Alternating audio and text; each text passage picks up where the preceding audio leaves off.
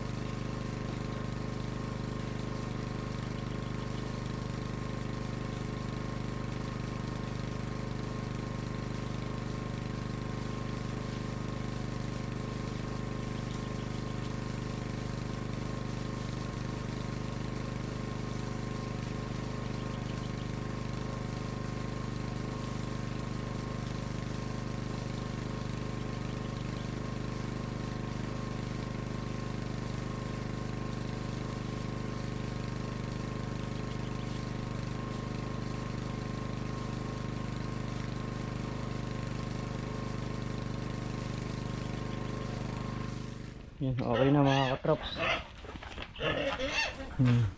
So nilagyan ko muna sila ng tubig sa labangan kasi yung pagkain nila tinatapon nila. Halos wala silang ganang kumain dahil yung mga darak na nabibili is magaspang. So ibig sabihin yung mga darak na nabibili na yun is posibilidad na ipa. Yun. Kaya walang gana sa pagkain yung mga baboy. Pinapaubos lang naman din yung darak para makahanap ng magandang darak, yung pino talaga, yung darak talaga. Kasi pagka magaspang halos may halong ipa yun.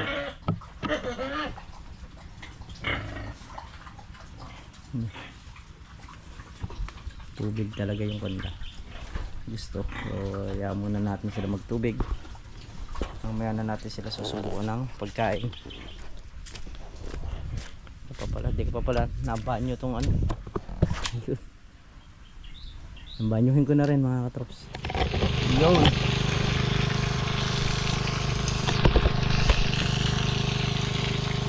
Ayun ba daro na ano na. Napuga na ng tubig.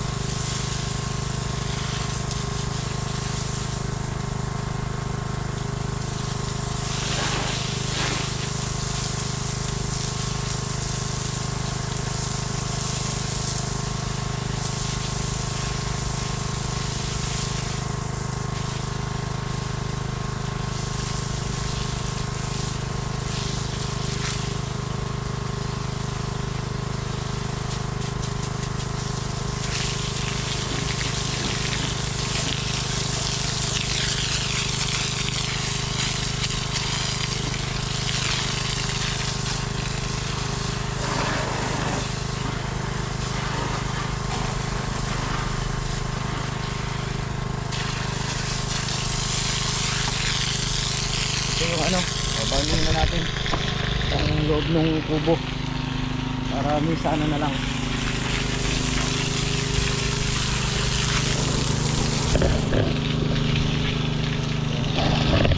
Banyo natin yan. Okay na mga katrops, pati yung loob ng kubo binanyo na natin. Yan, kasi may mga baby dyan, kuminsan dyan kakalat ano, mga baby.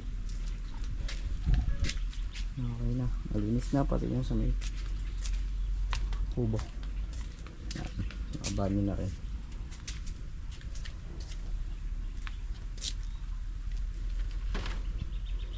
Baboy hindi pa talaga pwedeng similyahan, gawa ng pa iba-iba pa yung kondisyon niya. At ano pa yon, hintay pa tayo ng mga 10 days o 2 weeks. Obserbahan natin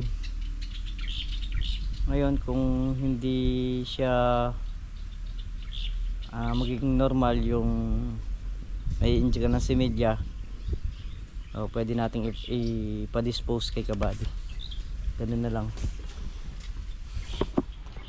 Meron talagang inahing ganon, yung naglalandi saglit tapos wala na.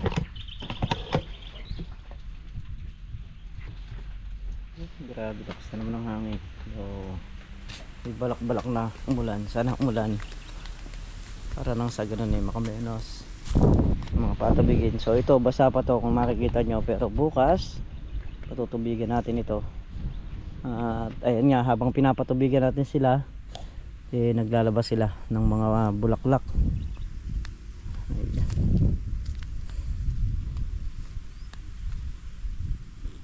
Yun o. Ganda ng pagmasdan yung mga kalamansi, malabong na. So pakikinabangan na talaga.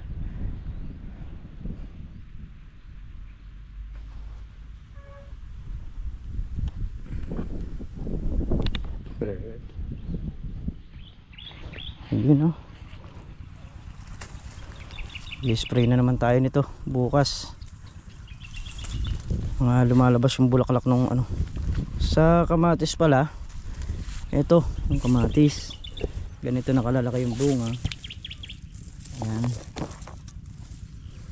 So yung sa may banda ron talagang walang halos natira, dito lang yung marami. Makakaano naman to, makakabawi naman sa gastos. So yun lang makabawi sa gastos at meron ulit ibibiling magandang bagay na.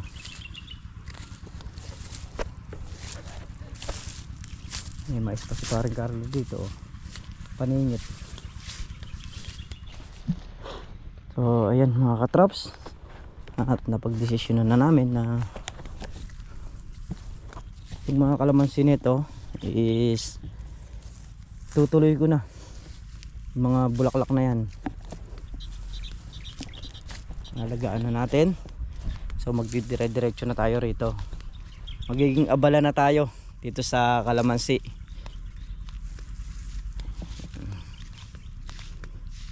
Gaya niyan, kahit na basa pa yan, bukas is patutubigan na ulit natin yan.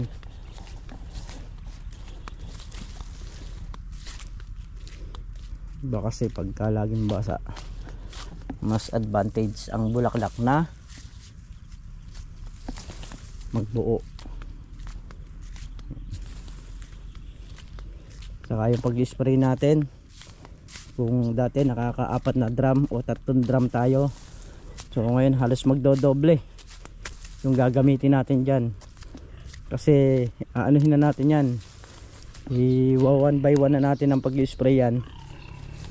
Kailangan lahat, pati yung mga kasulok-sulukan yung loob na yan is talagang tamaan ng spray. Sabayan natin yung ating patubig bukas